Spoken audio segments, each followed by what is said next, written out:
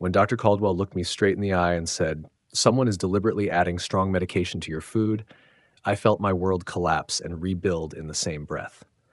For months, I'd been dizzy, confused, forgetting things, my own kids convincing me I was losing my mind. Sitting in that sterile office, I realized the two people I'd sacrificed everything for were systematically poisoning me to accelerate their inheritance. They wanted me weak, dependent. What they got instead was a former military officer who remembered exactly how ruthless he could be when the mission required it. The way I finish this mission will shock you to your core. Before we continue, please subscribe to stay updated on our latest stories, and feel free to share your thoughts in the comments. The medical center waiting room buzzed with that familiar sterile energy when Olivia squeezed my shoulder gently. "Dad, you okay? You look a little pale," she said, her voice filled with genuine concern. Lucas looked up from his phone, immediately pocketing it. "Yeah, Pop, we can reschedule if you're not feeling up to it." I felt a warmth in my chest. At 72, having kids who drop everything to drive across the city for their old man's doctor visits, it made all the sacrifices worth it. "You two didn't have to come," I said, though secretly I was grateful. These episodes had been getting worse. "Are you kidding?" Olivia laughed, that bright sound I'd loved since she was 5. "We're not letting you handle this alone. Remember when you used to drive me to every soccer practice, every game? Even worked overtime to afford those expensive cleats I just had to have?" Lucas nodded enthusiastically. "And all those years you helped me through college, covered my rent when that internship barely paid anything. We're here for you, always." Their words wrapped around me like a security blanket. For months, I'd been struggling with these mysterious symptoms: dizziness that sent me stumbling into walls, confusion that made me forget conversations minutes after having them, tremors that made my morning coffee ritual a dangerous endeavor. The doctors had run test after test, each one coming back inconclusive. "At your age, Mr. Harrison, these things can be complex," Dr. Peterson had said during my last visit. "We don't want to jump to conclusions without proper evidence." Translation: they had no idea what was wrong with me, but weren't willing to admit it. The episodes were getting more frequent, more severe. Yesterday, I'd stood in my own kitchen for 10 minutes, completely unable to remember what I'd come in there for. Olivia had found me there, gently guided me to a chair, made me tea with honey, just like I used to do for her when she was sick. "Mr. Harrison?" Dr. Caldwell's voice cut through my thoughts. He stood at the doorway to his office, his expression unreadable but somehow urgent. "Could I speak with you privately for a moment?" I started to stand, and both kids immediately moved to help me. "We'll come with you, Dad," Olivia said. But Dr. Caldwell shook his head firmly. "I'm sorry, but this needs to be a private consultation first. Just a few minutes." The walk to his office felt longer than usual, my legs unsteady beneath me. Dr. Caldwell closed the door with deliberate care, then turned to face me with an expression I'd seen before. In briefing rooms, when intelligence officers had information that would change everything. He leaned forward, lowering his voice to barely above a whisper. "Mr. Harrison, I need you to listen very carefully to what I'm about to tell you. The blood work we ran shows consistent traces of benzodiazepine and other sedative medications in your system. High levels. But here's the thing. You're not prescribed any of these medications." My hands gripped the armrests of the chair. "What are you saying?" "Someone is deliberately adding strong medication to your food or drink. The symptoms you've been experiencing, the confusion, dizziness, memory loss, they're not natural. They're induced." He paused, letting the weight of his words settle. "Someone is systematically drugging you, Mr. Harrison." The room spun for a moment, and I gripped the chair harder. "Doctor, that's impossible. I live with my children. Olivia does all the cooking. She's incredibly attentive, makes sure I eat properly, and when she's busy with work, Lucas steps right in. They take care of everything." Dr. Caldwell's expression remained grave. "I understand this is difficult to process, but the lab results don't lie. These medications are consistent with what we'd see in cases of, well, let's call it intentional administration. The levels are too high and too consistent to be accidental contamination." I felt my military training kick in. Analyze the data, question assumptions, but don't dismiss intelligence just because it's uncomfortable. "You're absolutely certain?" No chance of lab error, contaminated samples? We ran the tests twice, used different labs. Mr. Harrison, someone with regular access to your food is doing this deliberately. He leaned back, studying my face. I know it's hard to accept, especially when it involves people you trust. My mind raced through the past months. Olivia's homemade soups when I felt unwell. Lucas bringing me my morning coffee in bed on weekends. Their concerned faces when I'd stumble or forget things. The way they'd exchange glances when I had an episode, then quickly cover it with worry. If someone were doing this, I said carefully, how would I stop it? What's the recovery process? Dr. Caldwell pulled out a notepad. First, you need to eliminate the source completely.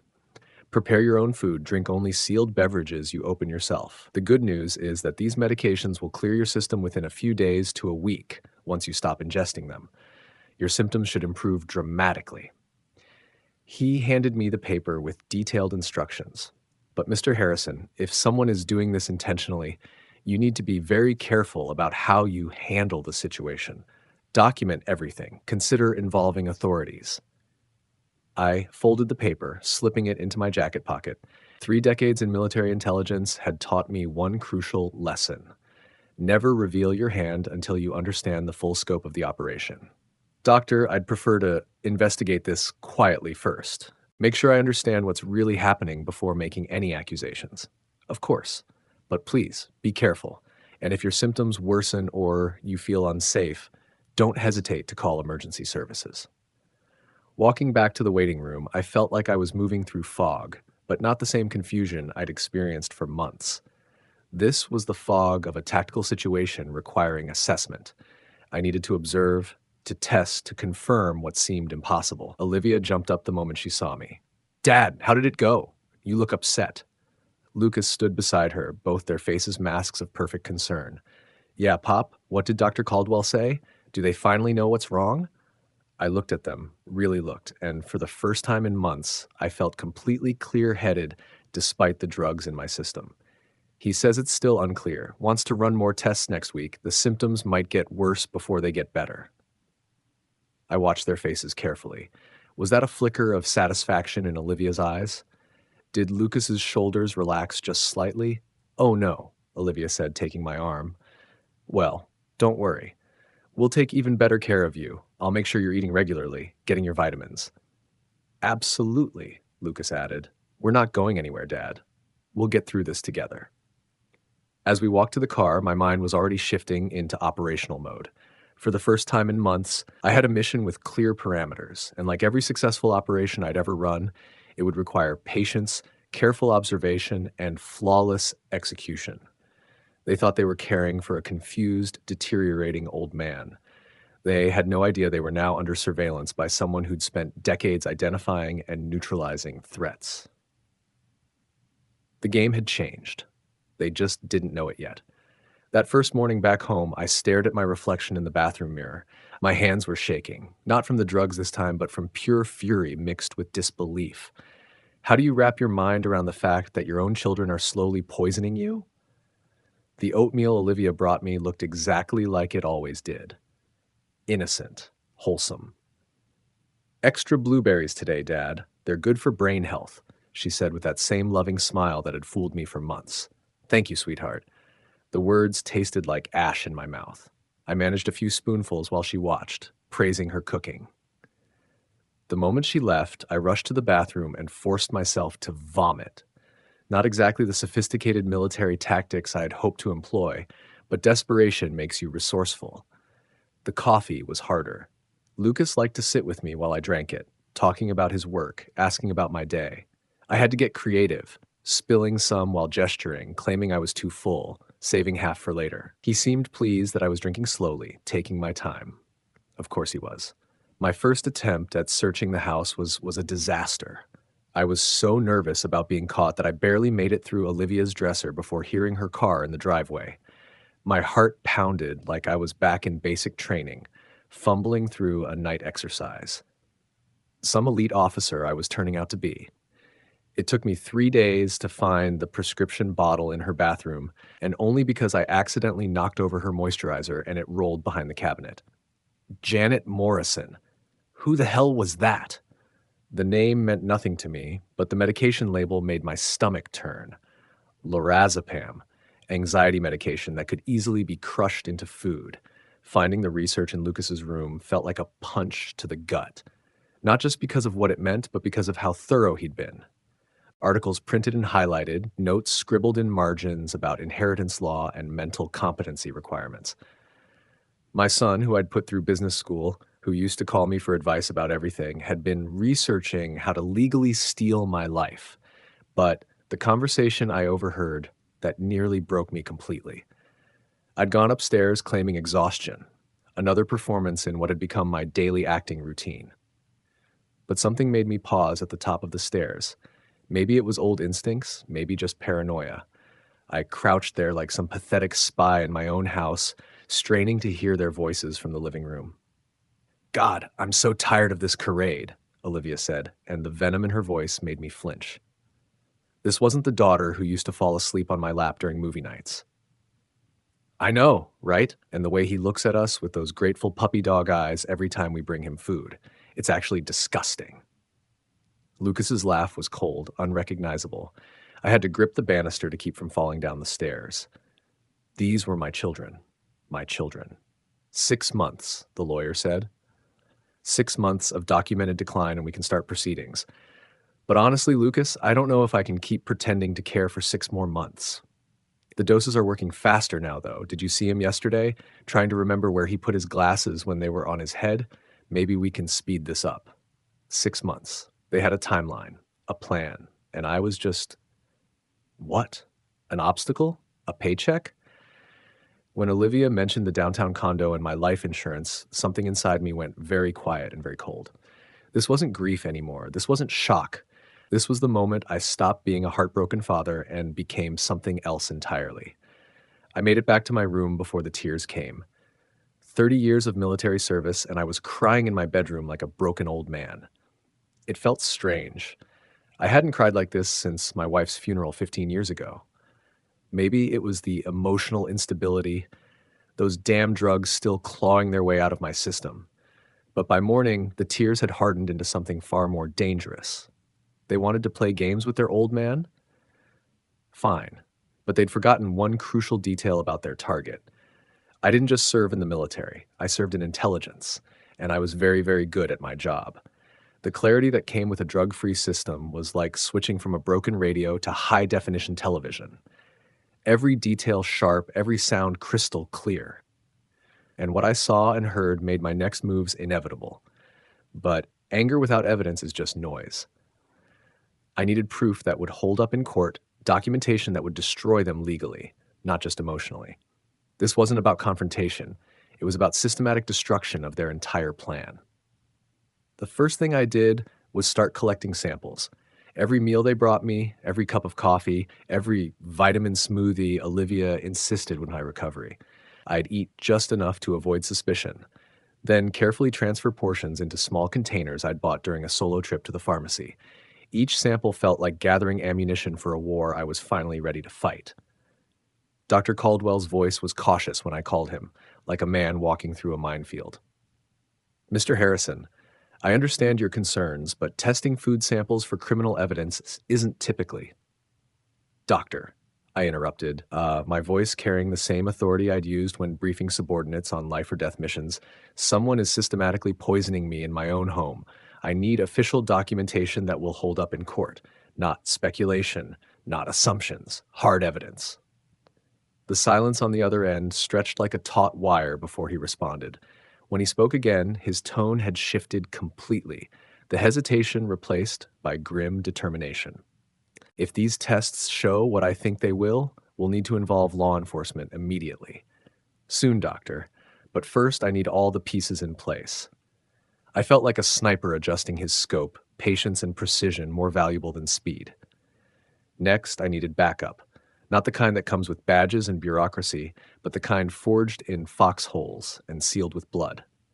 I started with Frank Riley, my old unit sergeant major. The phone barely rang once before his gravelly voice filled the line. "Harrison, you old bastard!" Frank's laugh was like coming home after a long deployment. "What kind of trouble are you in now?" My throat tightened unexpectedly. Must still be the lingering effects of those damn drugs making me emotional. The kind where family stops being family, Frank. I need some assistance with surveillance and evidence gathering. Off the books. The line went dead quiet. In that silence, I could almost hear Frank's mind working, processing threat levels and tactical requirements. When he spoke again, his voice had the same steel I remembered from our worst days overseas. What do you need? Someone to watch my house when I'm not here. Someone who knows how to document everything without being seen. And someone who can make sure certain evidence doesn't disappear if things go sideways. Consider it done. No questions, no hesitation. This was why brotherhood forged in combat was stronger than blood. Mike Torres is retired and living about an hour from you. He's been bored out of his mind since leaving the service. This will give him something to focus on. The second call was to Tommy Chen, our old communications specialist. His voice crackled with curiosity when I explained what I needed. Recording devices, cameras, the kind of stuff that doesn't show up on any purchase records. How serious are we talking here? Tommy's question came with the weight of someone who'd seen enough operations go sideways to know when to ask. Life and death serious. The words tasted bitter, like admitting defeat in a battle I should have seen coming. Jesus, Harrison. Tommy's exhale was sharp. I'll have a package delivered tomorrow, completely untraceable. And Harrison, watch your six out there. But the most important call was to my lawyer, James Peterson. We'd served together briefly before he left for law school, and hearing his familiar voice felt like finding an oasis in hostile territory. James, I need to make some changes to my estate planning. Major changes, and I need them documented in a way that can't be contested or reversed. Of course. When would you like to come in? His professional tone couldn't quite mask the concern creeping through. Tonight. After hours. This needs to be completely confidential until I say otherwise. I felt like I was calling in an airstrike on my own position. That evening, sitting in James's office with the blinds drawn, I laid out everything. The medical evidence, the overheard conversations, the systematic poisoning. With each detail, James's face grew darker, like storm clouds gathering on the horizon. Jesus, Harrison? Your own children? His voice cracked slightly, the lawyer's composure slipping to reveal the old soldier underneath. The words felt like swallowing broken glass. I need them completely removed from the will. Everything goes to the veterans community. Housing programs, medical support, educational scholarships, and I want it ironclad. No legal challenges, no loopholes, no matter what happens to me. James pulled out a legal pad, his pen moving with surgical precision. I'll draft something that would make it impossible for them to contest, even if they had the best lawyers money could buy. He looked up, his eyes reflecting the same intensity I'd seen in combat medics working on wounded soldiers. But Harrison, if this is really happening, you need to involve the police. I will. But first, I want them to know they've lost. I want them to understand exactly how completely they've destroyed their own lives. I leaned forward, feeling the predator awakening after months of playing prey. They thought they were playing chess with a confused old man. I'm going to show them what happens when you bring a knife to a gunfight. 3 days later, Dr. Caldwell's call came like the confirmation of enemy contact I'd been expecting. His voice was grim, professional, the tone of someone delivering bad news with military efficiency. Mr. Harrison, every sample tested positive for lorazepam and zolpidem. The concentrations are high enough to seriously impair cognitive function and consistent enough to indicate systematic, deliberate administration. My hands clenched into fists, muscle memory from years of controlling rage in impossible situations. Will this hold up in court? It's airtight. Chain of custody is perfect. Lab certification is impeccable. His voice carried the weight of absolute certainty.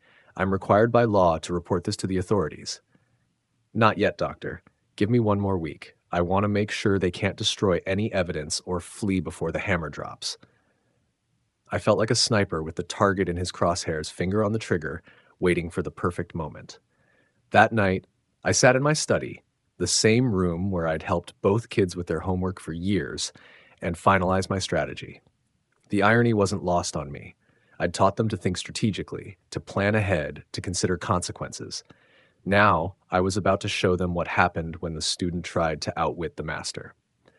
Phase 1 was complete. I had evidence, legal protection, and backup. Phase 2 would be much more interesting. They thought they were hunting me. But hunters don't realize they've become prey until the trap snaps shut, and I was about to spring the most devastating trap of their lives.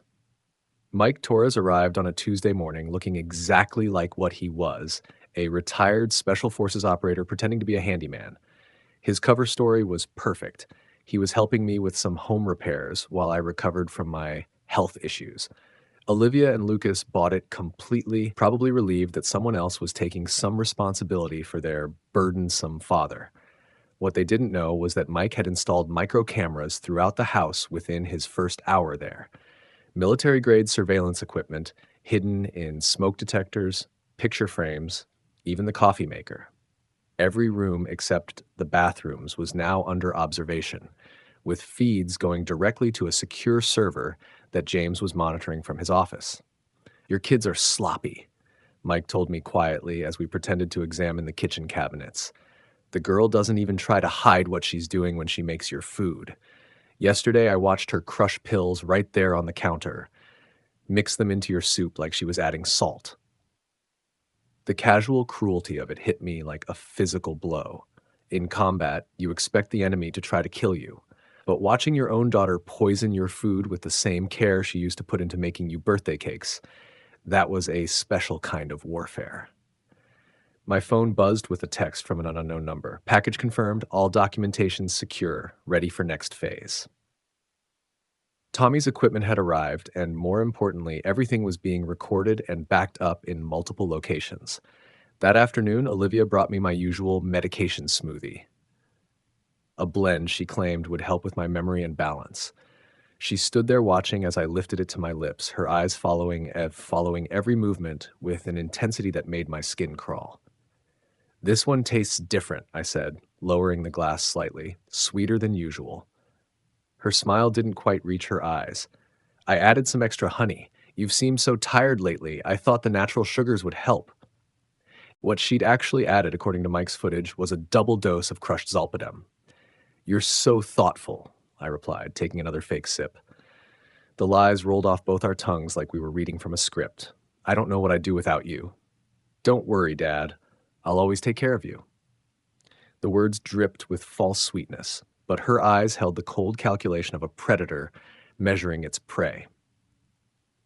That evening, Lucas suggested we watch a movie together, just like old times. He'd chosen The Departed, probably thought the irony was hilarious. As we sat there, him thinking he was watching his confused father slowly succumb to his and his sister's plan, I was actually recording everything through Tommy's hidden devices. "You know, Pop," Lucas said during a particularly violent scene, "life's funny. Sometimes the people you trust most are the ones who end up betraying you."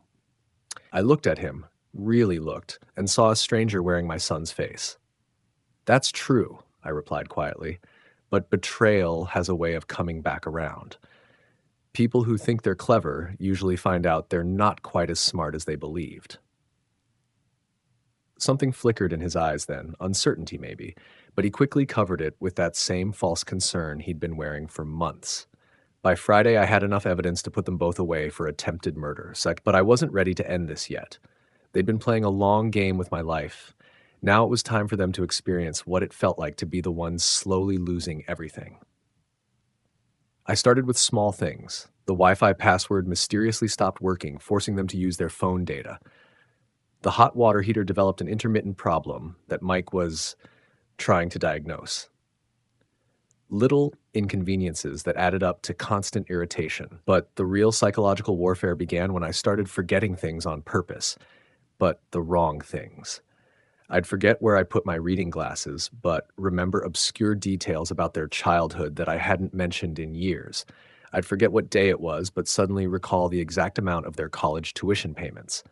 "Dad, do you remember what you had for breakfast?" Olivia asked one morning, her voice carrying that patronizing tone she probably thought was caring. "Toast with marmalade," I replied immediately, though she'd brought me oatmeal. "But I was just thinking about when you were 8 and insisted on making me breakfast in bed for Father's Day. You were so proud of those burned pancakes." I smiled at the memory, then let my expression grow confused. Or was that Lucas? My memory isn't what it used to be. I watched her face carefully. For just a moment, genuine emotion flickered across her features, guilt, maybe even love. But it was quickly replaced by frustration. The unpredictability was clearly bothering her more than the expected decline. That night, I heard them arguing in hushed voices downstairs. "This isn't working fast enough," Olivia hissed. "We need to increase the doses again. What if we give him too much? What if something permanent happens?" Lucas sounded nervous, his voice cracking like it had when he was a teenager caught in a lie. Would that really be so terrible? Think about it. No more waiting, no more pretending. Problem solved, and we can finally move on with our lives. I gripped the stair railing so hard I thought it might snap. In that moment, I realized they weren't just trying to incapacitate me. They had crossed a line I never imagined my own children would even approach. The casual way Olivia discussed permanent solutions sent ice through my veins. The next morning, I made a call to Detective Sarah Williams, Frank's daughter, who worked in the police department's financial crimes unit. "Sarah, it's John Harrison. I need to discuss something sensitive with you. Something that involves family." Her voice sharpened immediately. She'd inherited her father's instincts. "What kind of family situation, Mr. Harrison?" "The kind where attempted murder meets inheritance fraud. Can you meet me somewhere private?" And Sarah, this conversation never happened until I say it did. As I hung up the phone, I realized I was no longer angry. Anger was a luxury I couldn't afford in a war zone. What I felt now was the cold, calculated determination of a soldier who'd identified the enemy and was ready to complete the mission. They'd taught me an important lesson. Sometimes the people who should love you most are the ones most willing to destroy you. But they'd forgotten an even more important lesson. I'd spent 30 years learning how to destroy people who threatened what I cared about. And I was damn good.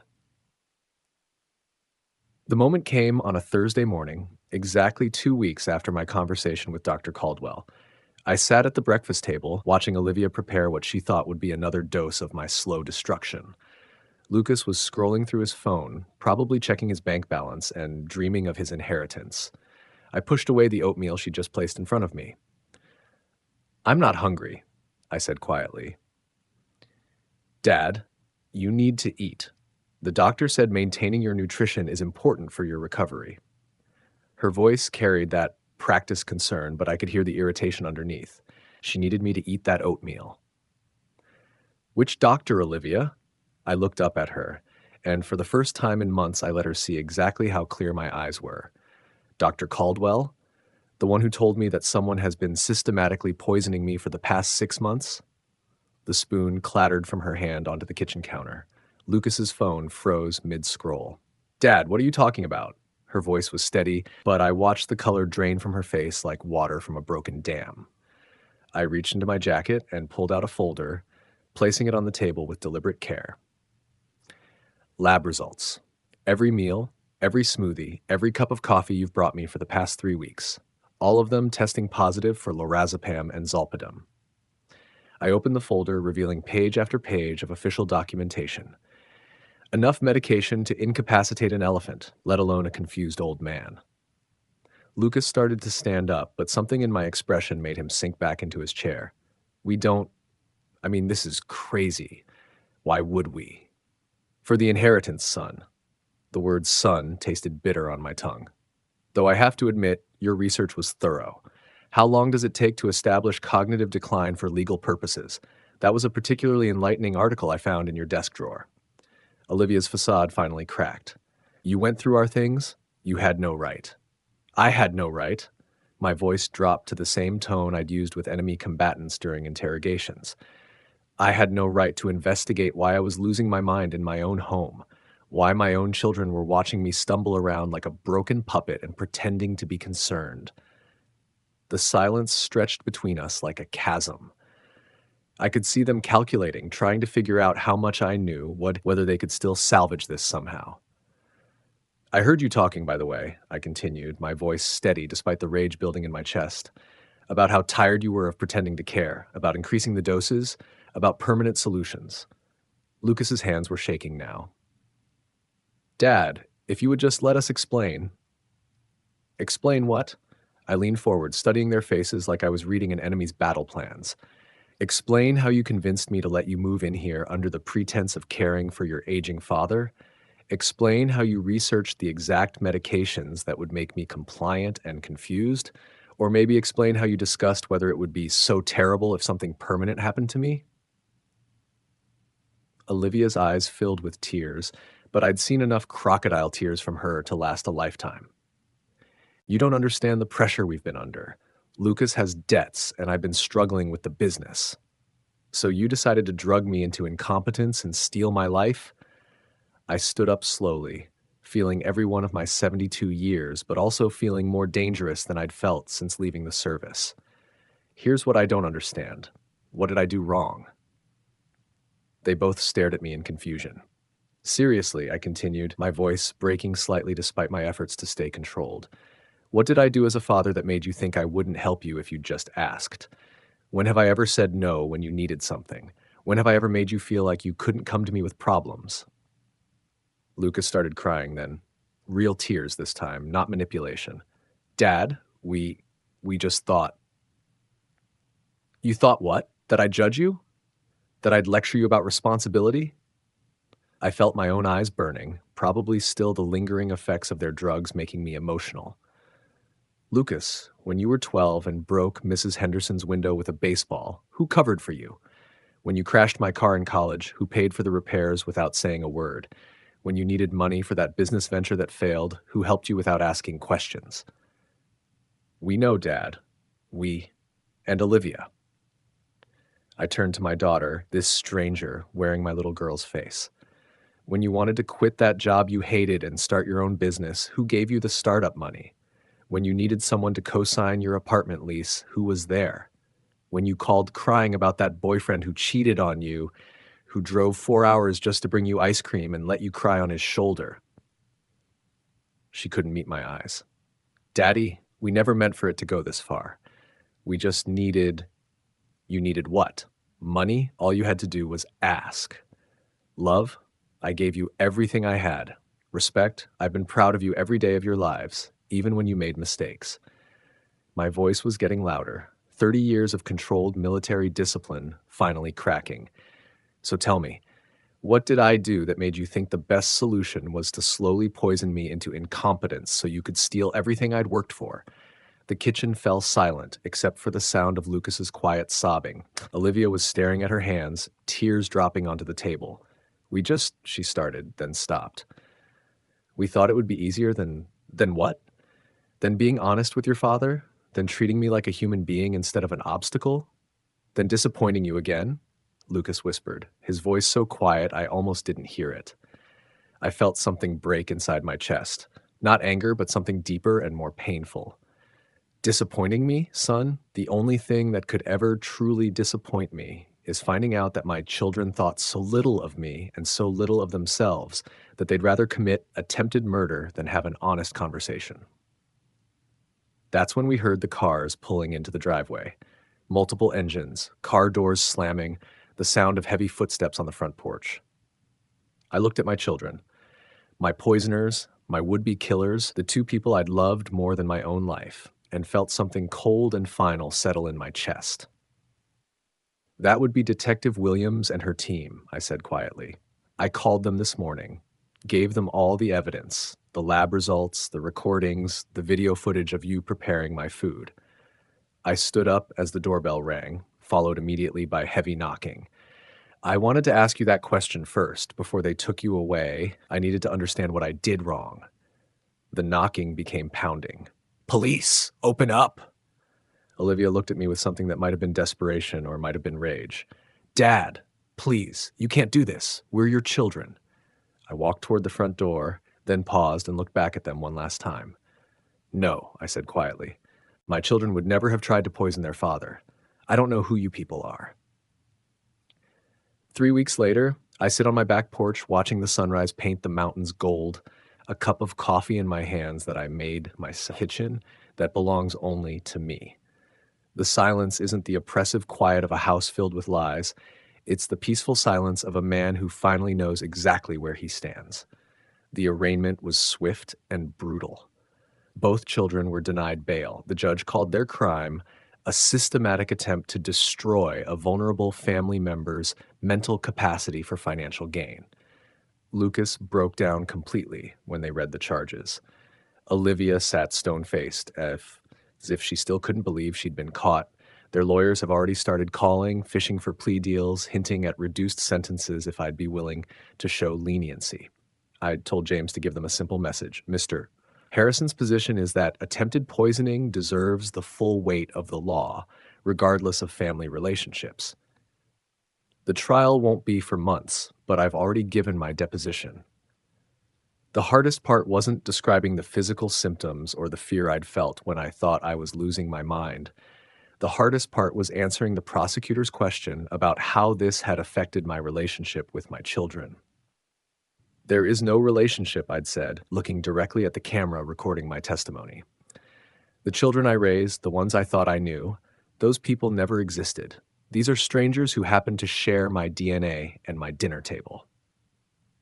I blocked their phone numbers the day after their arrest, changed my house phone number. When their lawyers mentioned they wanted to write me letters from jail, I told James to return any correspondence unopened. Some bridges once burned can never be rebuilt. The veterans community has been incredible. The housing program I'm funding just approved its first facility. The scholarship program has its first group of applicants. The medical support fund is already covering treatments that the VA couldn't provide for 3 veterans who served their country and deserved better. Every dollar that my children thought they were entitled to is now making a real difference in the lives of people who actually earned it. I've started volunteering at the local VA center, helping other veterans navigate the transition to civilian life. It's strange how planning to give away everything I once intended to leave to my children has made me feel richer than I've ever been. Maybe that's the real lesson here. The things we think we're protecting for family only have value when they're given freely, not stolen in the dark. Frank Riley stops by most weekends. We sit on the same porch, drinking coffee and talking about everything except the obvious. Yesterday, he brought his granddaughter, a bright 8-year-old who reminded me what it was like to have a child look at you with genuine love instead of calculating interest. You ever think you'll change your mind? Frank asked after his granddaughter had fallen asleep in the hammock between us. About cutting them off completely? I thought about it for a long time before answering. I think about the children they used to be, but those children grew up to become adults who thought poisoning their father was easier than talking to him. I can't save the people they used to be by enabling the people they became. The truth is more complicated than that, of course. There are moments, usually late at night, when the house feels too empty, when I remember birthday mornings and Christmas presents and bedtime stories. When I remember teaching Lucas to drive or helping Olivia with her first job interview. But those moments pass because nostalgia is a luxury I can't afford when it comes to people who were willing to drug me into dementia for money. Dr. Caldwell checks in on me weekly, more as a friend now than as a doctor. My cognitive function returned completely within weeks of stopping their poisoning regimen.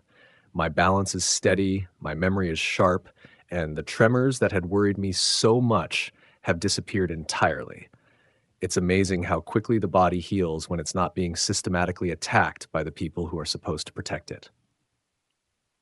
Mike Torres finished installing the new security system yesterday. Just in case, he said, though we both knew it wasn't really necessary. My children are in jail awaiting trial, and their friends, what few they had, want nothing to do with this scandal. But the cameras and alarms give me peace of mind, and after what I've been through, peace of mind is worth more than gold. These days I sleep well. I eat food I prepare myself, drink coffee I brew myself, and make decisions about my life without wondering if my judgment is being clouded by chemicals someone slipped into my breakfast. I've rediscovered the simple pleasure of trusting my own mind, of knowing that when I forget where I put my keys, it's just normal human forgetfulness, not evidence that someone is slowly stealing my sanity. The lesson I've learned isn't about trust or family or forgiveness. It's simpler and more brutal than that. Some people will take everything you're willing to give them, and then they'll take more. The only protection you have is the willingness to cut them off completely when they cross lines that should never be crossed. My children taught me that love without boundaries isn't love, it's enablement. And enablement, taken to its logical conclusion, becomes complicity in your own destruction. I miss the children they used to be, but I don't miss the adults they became. And I've finally made peace with the fact that those are two completely different things. As the sun climbs higher and the mountains fade from gold to their everyday blue, I finish my coffee and head inside to start another day. A day where every decision is mine, every meal is safe, and every person in my life has earned the right to be there. It's a good life. Not the life I planned, but the life I chose when I finally learned the difference between being alone and being free. And sometimes, being free is worth everything you have to give up to get there.